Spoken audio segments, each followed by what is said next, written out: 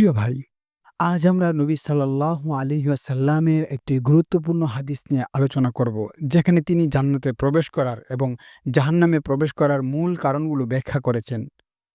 নবী সাল্লাল্লাহু আলাইহি ওয়াসাল্লামকে জিজ্ঞেস করা হয়েছিল, লোকেরা জান্নাতে প্রবেশ করার মূল কারণ কি? তিনি উত্তর দিয়েছিলেন, তাকওয়া ওয়া হুসনুল খুলুক। তাকওয়া এবং উত্তম চরিত্র। তাকওয়া হলো আল্লাহর ভয় এবং এমন আশা যা আমাদেরকে পাপ থেকে রক্ষা করে।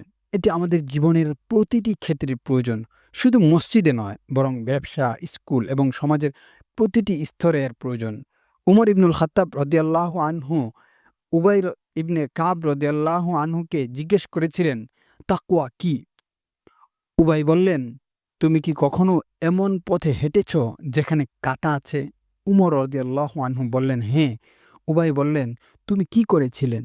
উমর রাদিয়াল্লাহু আনহু বললেন, আমি আমার হাত গুটিয়ে নিয়েছিলাম এবং অনেক সংগ্রাম করে পথ অতিক্রম করেছি।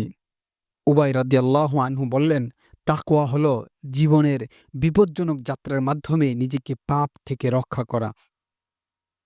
উত্তম চরিত্র হলো আল্লাহর সন্তুষ্টির জন্য আমাদের আচরণ এবং আমাদের এ মানুষের সাথে আমাদের সম্পর্ক, আমাদের নৈতিক মূল্যবোধকে নির্দেশ করেন। জাহান্নামে প্রবেশের মূল কারণগুলো সম্পর্কে রাসূল সাল্লাল্লাহু আলাইহি ওয়াসাল্লামকে জিজ্ঞেস করা হয়েছিল।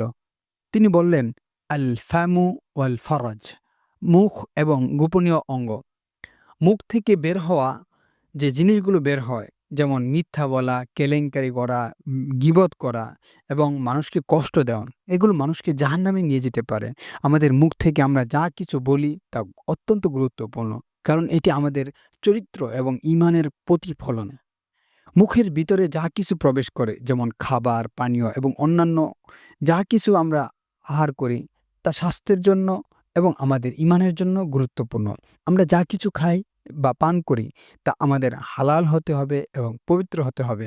আল্লাহ সুবহানাহু ওয়া তাআলা আমাদেরকে তাকওয়া এবং উত্তম চরিত্রের তৌফিক দান করুন এবং আমাদের মুখ এবং গোপন অঙ্গগুলোকে পাপ থেকে রক্ষা করুন এবং আমাদের সকলকে জান্নাতের পথে পরিচালিত করুন, জাহান্নামের আগুন থেকে রক্ষা করুন।